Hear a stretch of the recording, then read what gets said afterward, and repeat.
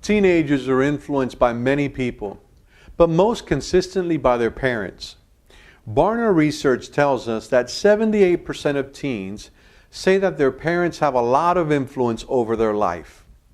In the area of spiritual influence, parents were again by far the leading influence. And regarding dads, 39% said they are emotionally very close to their father, while sadly, 9% say they are not at all close to their dads.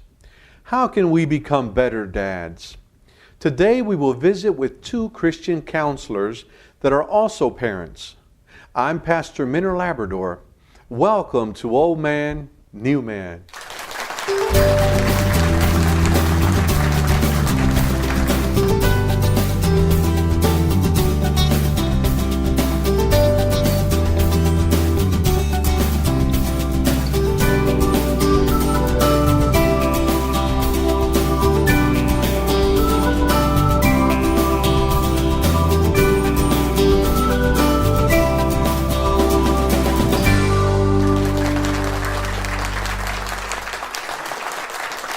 I'm so happy to have Omar and Lisa here with us, two counselors that can help us through this question of how to bring up kids to love God and to be respectful. Parenting, the big job that never really ends. Lisa, how many children do you have? I have three. I have twins that are 10, and I have an older child who's 13. Do your counseling skills come in handy with your children? I've used the counseling more often the last few years on my own children than I did in counseling. Okay. How about you, Omar? How many do you have? I have two. I have a 7-year-old and a 3-year-old. Okay. So my kids are mine is 21, my oldest, and 17 is my second. Mm-hmm. How do we parent kids in an age and culture where television, programs, and even the mentality in schools with low emphasis on values, on family, how do we rear God-like children? My focus needs to be first on just connecting with God. If I don't connect with Him and understand and fear Him, not necessarily be afraid of Him, but to respect Him, then I can't get the energy and the power to do anything else. So a relationship with God is what you think is the number one point. Mm-hmm. Now, how would that affect my relationship with my kids, whether I have a relationship with God or not? Does that make a difference? Well, I think that it gives support to the ethics and the different things that we're trying to teach our kids. Because if we just speak off the cuff, there is nothing grounded in it. There's no basis for it. Whereas if we come from a Christian perspective, then we've got God behind us. Right. Yeah. Well, one of the things that Evelyn shares with me that I really value is the fact that when I accepted Christ, when I became a new man, I was about 25 years old or so. In accepting Christ, she says that I became a better husband and a better father when I accepted the Lord. So love for God is number one. He kind of anchors us, puts us on focus, and kids are on loan from Him anyway. I mean, our children belong to Him ultimately. Mm-hmm. And so how do you start? Number one, have a relationship with God. Jacob, one of my favorite stories in Genesis 48, when he was about to bless Ephraim and Manasseh, who were Joseph's sons, one of the things he shared with them was his testimony of how God had blessed him. So he had a relationship with God that he passed on to his children and grandchildren, a legacy of sorts. Yes, that's so important to be able to share not your opinion, but God's opinion, because my opinions may change and based upon my moods. But God never changes, and so when I connect with Him, He gives me, through His Holy Spirit, gives me the power to be able to be a godly parent. And it's not easy. It's very difficult. Very, very difficult to do. And so with His help, we can do it. Mm-hmm. And so love God. The second point that you were bringing out was loving your spouse. Loving your spouse. Why is that so important for children to see the father loving his spouse or vice versa? Children are the family is a microcosm of society, of the community. So if children learn to see a father love the mother and a mother love the father, they're more likely to themselves be loving parents and loving spouses to one another. So it's really, I can really damage 3 generations. I can damage my own generation, my children, and my grandchildren with my behavior, or I can bless 3 generations with what I do. So it's a very powerful thing for my children to see that I love my spouse, and sometimes when my daughter sometimes gets disrespectful to my wife, I'll say, please don't speak to my wife that way. That's my wife that you're speaking to. And it kind of takes her aback, but she understands that, hey, I can't speak to mom that way because that's daddy's wife. It's serious business we're talking about. But in our culture today, with so many families breaking up, it's so often the fact that the man will talk about his wife in a negative way in front of the children, or she will in front of the children. It's hard for me personally to imagine, because I saw my father treating my mother well, but just to imagine as a child to see my dad talking bad about my mom, and if I look up to him, then it just destroys my whole foundation. Right. So in other words, don't slam your wife or your husband in front of your children. Don't slam it at all. Right. I mean, you don't want to do it when they're not around either, right? But the kids also learn from our example. I know we're going to talk about that a little bit later, but if they role model what they see. And my father always told me when I was dating, look at how they treat their mother, because that gives you an indication of how they're going to treat their spouse. That's right. And it's true, absolutely. So the way we treat our spouse, very important in parenting. Kids are always watching us. Have you heard that song, that country song that I really like? I think it's Rodney Atkins. Little Buckaroo, I've been watching you. Have you heard that song where the little boy is watching his father in everything he does? And especially our children watch us and how we treat our wives. Number 3, the third step in bringing up godly children and teaching them values is availability, being available for them. I read an amazing statistic that it said that families, men and women today, work 1,000 more hours a year than they did 25 years ago. Oh, wow. That availability is very limited now. How could we as parents improve on that? I'll spend time with them. Right, time is the biggest thing. There's the love languages, and one of the love languages is just spending time with them. Kids really realize that they are important if you put your other stuff aside. They know you've got lots to do. They know you have lots of responsibilities. But if you take time out from that schedule and you spend time with them, I spend every night tucking my kids in. As old as they are, I still tuck them in.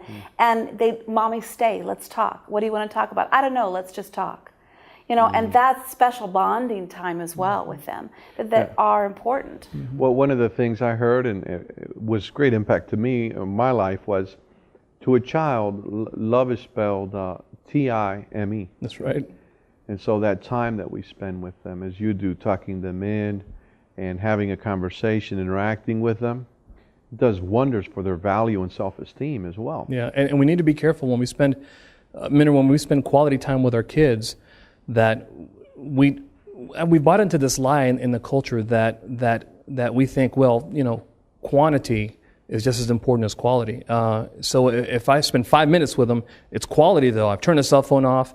But if you went to a restaurant and they gave you this teeny little slice of something, had the best ingredients, it was really good, and you said, I want more, and you're like, well, you know what? It was good and it was small, but at least you had something. That's a lie. Kids want our time. So 5 to 7 minutes a day, that's not sufficient to spend with your kids. You need to be doing things with them, and when you make sure that you do stuff with your kids, make sure that it's stuff that they enjoy doing, not what Daddy wants to do. I love to read books, and so my daughter says to me, I said, baby, what do you want to do? She says, anything you want to do, but read books. So she knows already that's my preference. And so I have to really force myself to do stuff she wants to do. She's an active 7-year-old girl, so she wants to go out and ride the bike or do whatever. And I have to get into her world. It's my responsibility as a parent. Go into their world Exactly. to be an effective parent. Not expect her to come into mine. And I think it's really good. One of the statistics that they also say is that kids get their self-esteem from their opposite sex parent. And how often are we raising women with all kinds of self-esteem issues because daddy has not been home? You know, and the mother's usually been the caretaker, so that the men's self-esteem are higher than women statistically. And this is a perfect opportunity for us to change that chain. John Eldredge, in his book Wild at Heart, talks a lot about that. He calls it validation, and how the father can validate the self-esteem of the children. It goes both ways, but dads often disconnect and just observe. But again, I just want to emphasize to the new men that are walking in Christ to make the effort to communicate to their children what they love about them. Right.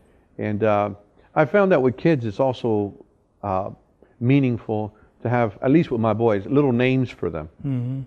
You know, like a little tiger, you know, a little lion, or he's tough, he's, you know, and to interact with them. And I would also take them on trips with me when I would go out. So, as you say, you go into their world, and I know that I bring them into mine, and just being together. That's the key. Yeah, that TIME. We do this thing, we do a date night, and I take a different boy, or I go shopping or do something, the girl night with my daughter. So we have time that a couple times a month, I will go and I'll take one child, and we'll go, and you're going on a date with mommy. And so they go, fantastic. which is really, they love that, because they have your undivided attention. You know, if you've got how many ever kids you have, to give them your undivided attention. And that also really teaches important. them how to appreciate respect and courtesy, so that when they're older and begin dating, Right. they know how to be treated, you know, as a lady. A man knows how to treat a lady, you know. And I love it when my 12-year-old opens the door for me. You know, and I love that. he needs to keep that going. Absolutely. That's right. That's right. And so being available is the number 3 point that you mentioned. The other point we want to talk about for a few minutes is respect. Why should you respect a 3-year-old? Because they learn by watching you. And if they don't feel your respect, then they're going to grow up thinking that they need to get respect any way that they can. And that's when you find sometimes when children are, when they haven't been treated with respect, sometimes they become violent individuals. You know, I was speaking with a 12-year-old who was in the regional youth detention center. He was there for several months because he was carrying a gun. And I said, why do you carry that gun? He said, that gun's not for protection, that's for respect. And I thought that was interesting. And I said, so you feel that no one will respect you if you don't carry a firearm? And he said, yeah. He said, so respect equaled fear to him. Well, he had grown up in a very abusive, you know, verbally and physically abusive relationship with his father and his mother. And so that's all he knew. So you try to respect your children as much as you can and give them to me, respect is not just what I say, it's what I do as well. I try to give them as many choices as I can. What about like the common courtesies of everyday life? Saying please or thank you or you're welcome. Why should a parent say thank you to the child? You mentioned observation and learning by observation. But why else? I mean, a 2-year-old? Some folks don't understand that. Well, we go back to the golden rule. You know, I treat that person like I want to be treated. Plus, they're learning from me. Modeling. Exactly. I want them to grow up. If they have respect that's served to them, they're going to serve respect to other people.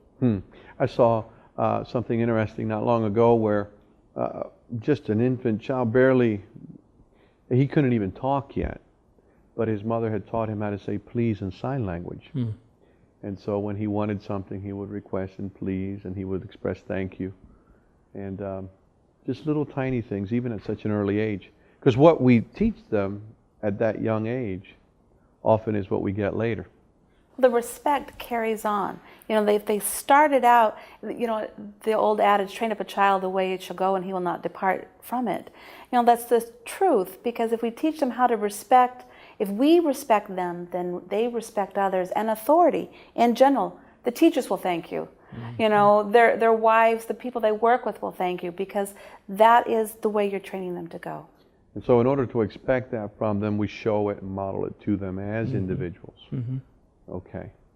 So we have that with respect. Now, the next point, some folks would have a hard time with, but this is over and over. I've seen this in parenting manuals and books and seminars, and that is to allow the children to express their emotions and their thoughts. Wow. Tell us about that one. Well, you shouldn't bottle up your emotions. We shouldn't train our kids to bottle all that up and then for it to explode, whether it be joy or anger. So that goes for little boys. Absolutely. I mean, get it out. Especially for little boys. Get it out. Talk about it. Appropriately. You know, there's nothing wrong with anger. It's what you do with it that makes it right or wrong. And that's what we need to be training them from the get-go. You know, it's okay to be angry, but it's not okay to throw your toys. You know, there's a respect area there as well. Right. So you're teaching as it goes along. Yeah, and what you find is then there's a high degree of correlation between a family that there are these unwritten rules where people aren't allowed to feel, they're not allowed to speak, they're not allowed to verbalize their feelings. There's a high correlation of addictions with that, because that's their coping skill. You know, they can't get it out. And I have a lot of clients who say, you know, I grew up in a family where my father told me, if I want your opinion, I'll give it to you, or I want you to be seen and not heard. They just couldn't shut it down. Yeah, any verbalization of any feelings was seen as disrespect, and that happens in some cultures. Sometimes it happens in the in Hispanic cultures, or even in the African American culture, where even if it's appropriate, that parent will see it as disrespectful, and so that child learns. Guess what?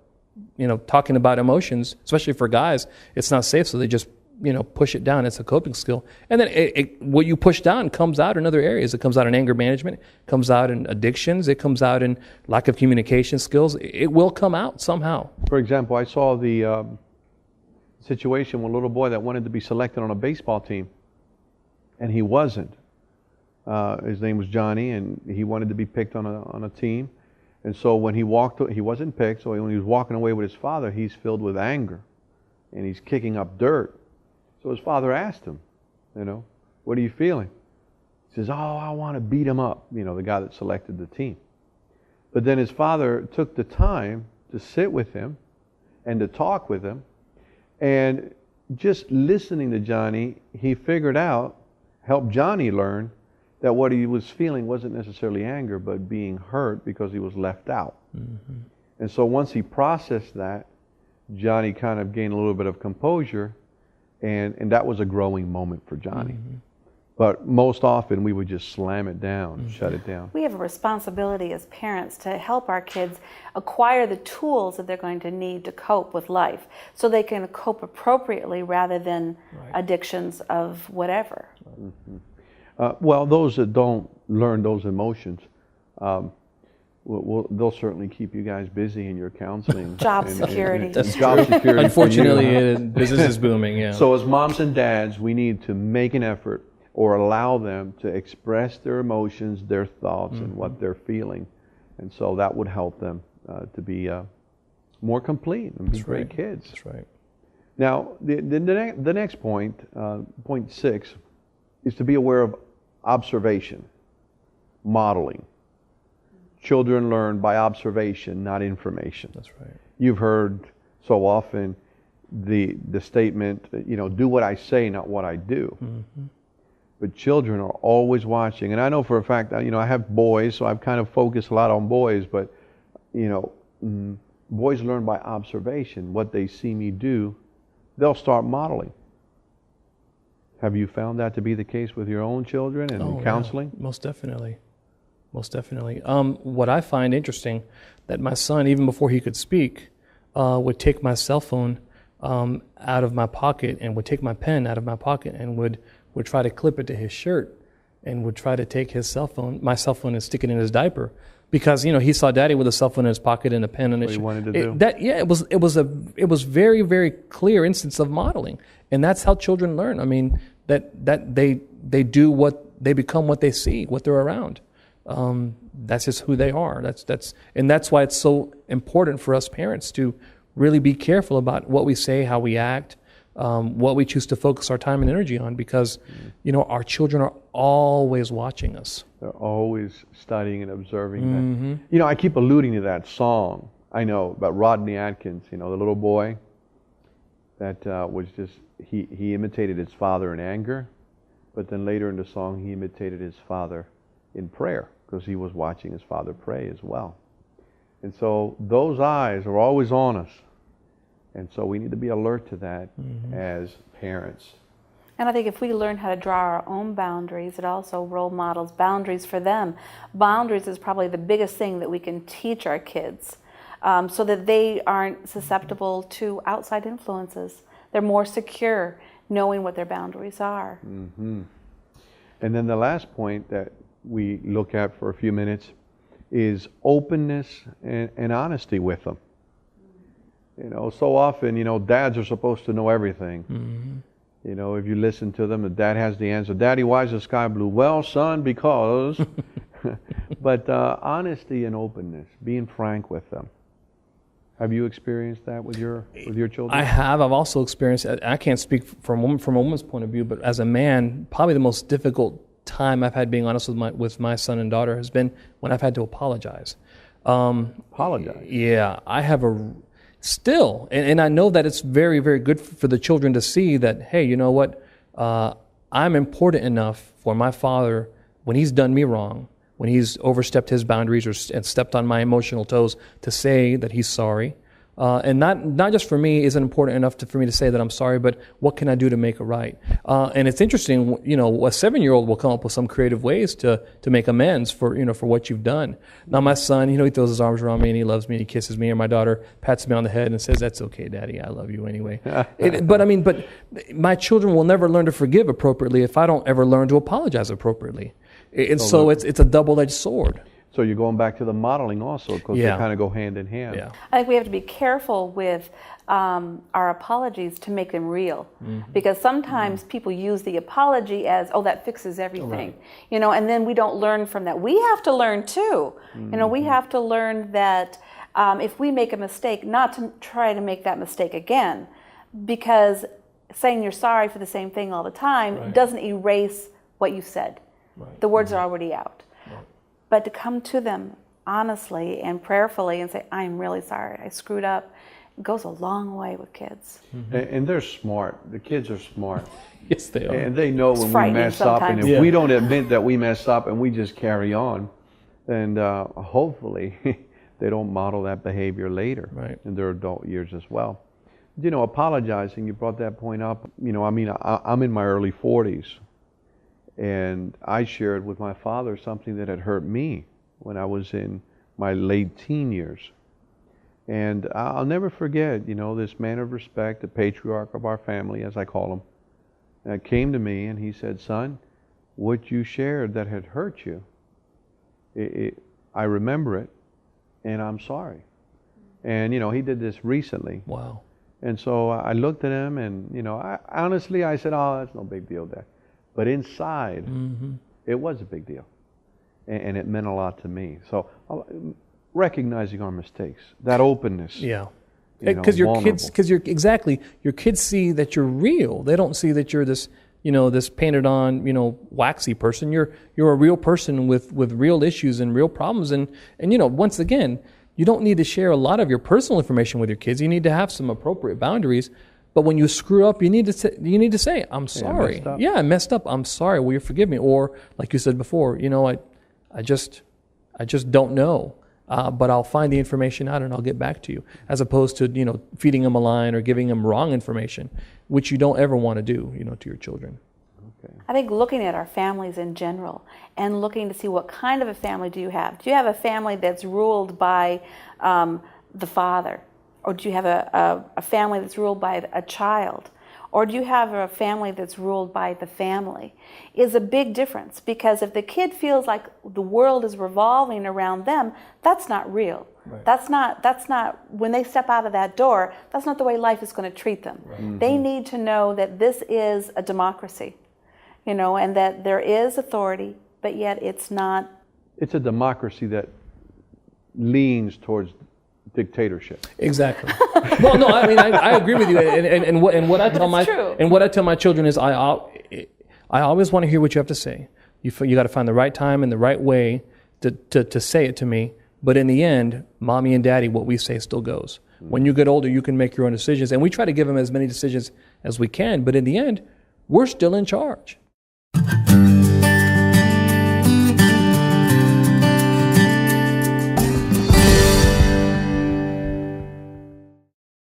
In Deuteronomy 11:19, we are told that God expects us to teach our children by spending time with them and talking with them. Today we covered important points about parenting. Number 1, love your God. God loves best, and when we understand how well He loves, we will reflect His type of love and will be better dads for it. Number 2, love your spouse. In loving your wife and speaking kind words about the children's mom, the children feel more secure and loved by you as a dad as they see you love and respect her. Number 3, be available. Love to a child is spelled T-I-M-E. Number 4, respect the child. Ephesians 6:4 calls the fathers to not provoke the children to anger, but to bring them up in the training and admonition of the Lord. Number 5, allow expression. Children feel valued when they're heard, and this also teaches them how healthy communication takes place. Number 6, stay alert. Remember, they're watching you. Children learn by observation far more than words. And finally, be honest and open.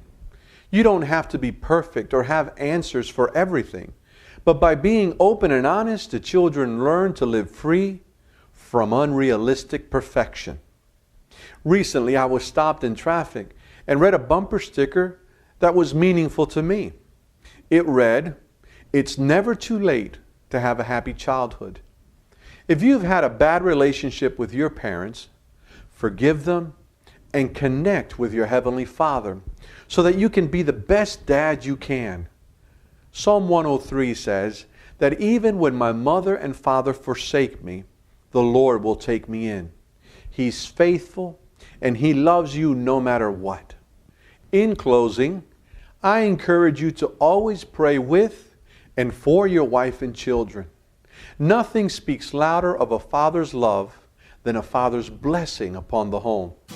I'm Pastor Minner Labrador. Thank you for joining us on Old Man, New Man.